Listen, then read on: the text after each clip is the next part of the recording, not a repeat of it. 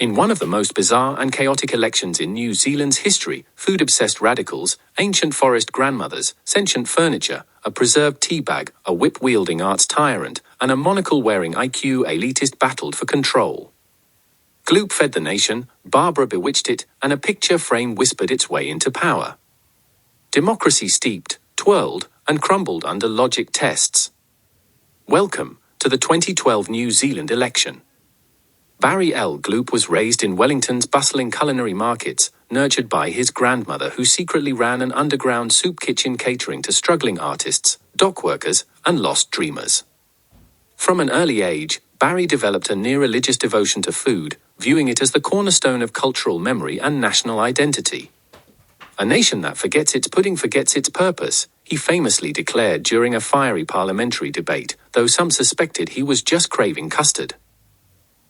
Graduating from Massey University with a degree in agricultural ethics and culinary anthropology, Barry spent years wandering rural New Zealand, documenting endangered recipes and traditional foodways. His travels morphed into a political crusade, the founding of Gloop First Assignment, a party obsessed with food sovereignty, culinary education, and anti-waste activism.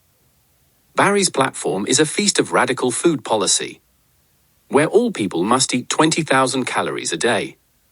There will be compulsory culinary education, where every child must graduate knowing how to bake bread, grow vegetables, and understand their food's origin.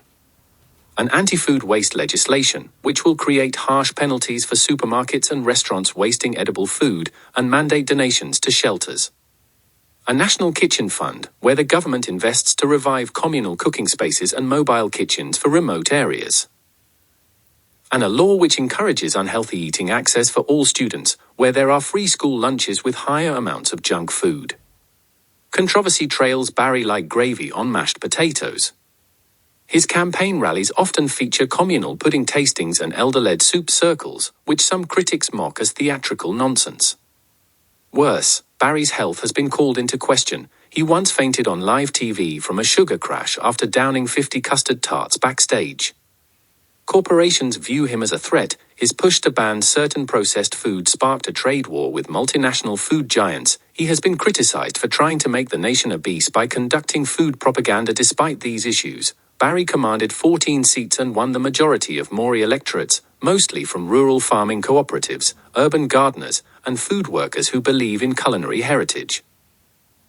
Though he still carries a silver spoon in his jacket pocket, mostly for symbolism, Barry's vision of a food-centered nation has reshaped how New Zealanders think about their plates.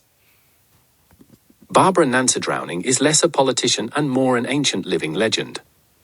A former silent film actress from the 1921 cult classic The Moa's Regret, she reportedly retired after out-acting the entire crew.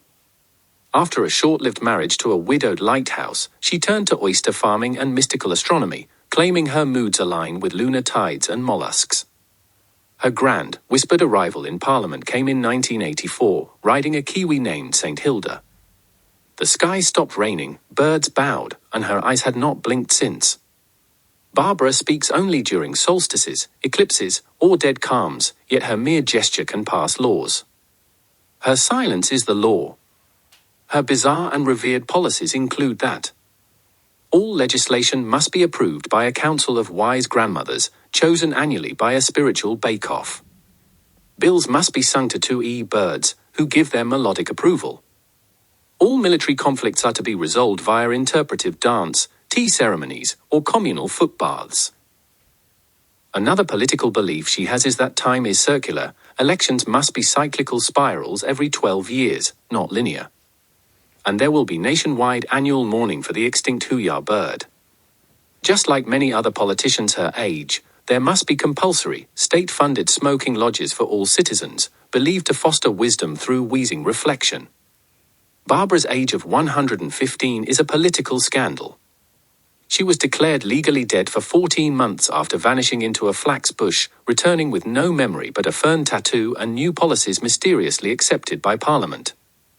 She once made the controversial decision to have her entire electorate's population continuously smoke a cigar for 24 hours every day for 1 year. Youth call her Parliament's haunted Kauri log, but elders and forest spirits swear she communes with Twirimtia, the god of storms. Critics dismiss her as a mystical relic, but Barbara claims lore must be brewed like thunder, slow, strange, and full of warnings. She insists she is not truly alive but something between life and legend. Wherever she goes, a 2E sings, and the nation listens. Her party won 27 seats in 2012, and the majority of the list seats, which is overall 75 seats, and she is the happiest she has ever been in 115 years. RNZ News called it an invasion of grandmothers. Her landslide victory was largely thanks to enchanted forest endorsements, birdsong campaigns, and elderly villagers claiming midnight visits in dreams, always holding a candle and a hard-boiled egg. Candidate for Party of Eternal Reflection is not a living person, but a carved Kauriwood picture frame containing a portrait of Hne Wetkitikawenitormatai, a Maori warrior poet who died in 1845. After centuries hanging silently in a forgotten Wanga, the frame was controversially granted political status in 2012 following 3 lightning strikes and a viral petition. But champions governance by ancestral spirits, historical justice, and memory-based legislation. Their belief? The dead should guide the living through relics, dreams, and symbolic wisdom. Speeches from the honourable frame are interpreted through Wairua whispers by shamans and political aides. Its campaign slogan, "A voice framed in truth shall never rot." The frame rarely moves, but when it does, the chamber falls silent.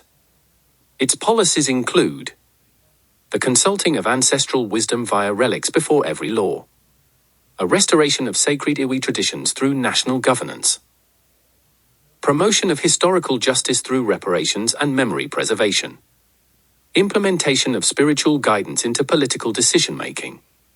Critics say it's symbolic politics taken too far, and question the legitimacy of a silent wooden frame making decisions. Yet supporters say it embodies true Maori mana and intergenerational respect. Strange rumours swirl that the portrait's eyes follow MPs, and on stormy days, the frame hums faintly. The frame holds 12 seats, mostly from electorates rich in iwi history. It's seen as both a sacred symbol and a political oddity, depending on who you ask. The candidate of the League of Gentle Infusions is Teabag Eloise is an Earl Grey teabag preserved in beeswax, once brewed at a 1938 state banquet during tense colonial Maori negotiations, but never finished. Rediscovered during a 2010 Parliament blackout, she emerged from storage, perfectly intact and dripping. Eloise is LGI silent, mysterious leader. She cannot speak, so political decisions rely on interpreting the number of drips she produces when ceremonially lifted from a teapot during sessions. 1 drip, mild disapproval. 3 drips, balance neutrality. 6+ drips, a prophetic mandate to obey without question. Specially trained infusion clerks analyze her drips, tannin levels, and steam signals. These drip votes often decide tied parliamentary debates. Her party's key policies, interpreted via ritual, include: all laws must steep for a minimum of 3 weeks before debate. National Tea Hour at exactly 2:11 p.m, observed in silence. The Treaty of Waitangi is honoured with honey biscuits at every ceremony.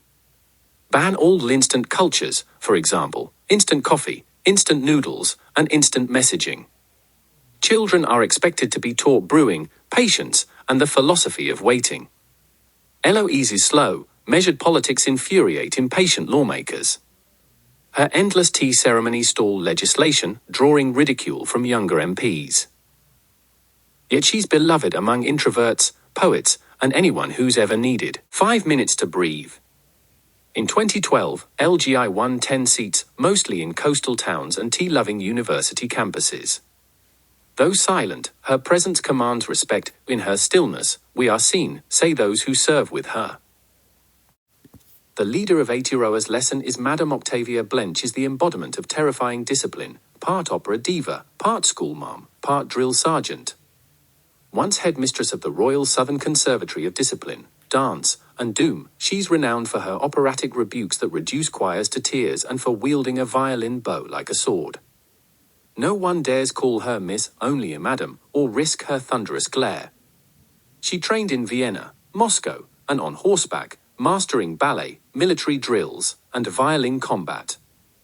Her classes are legendary for their brutal rigor, vocal warm-ups done balancing books, ballet on tea-slicked floors, and solo singing solos that end in exile. She bans casual behavior, patterned socks, and smiling before exams. Her platform demands national discipline through arts and education. She will turn half of Parliament into a tap dance studio.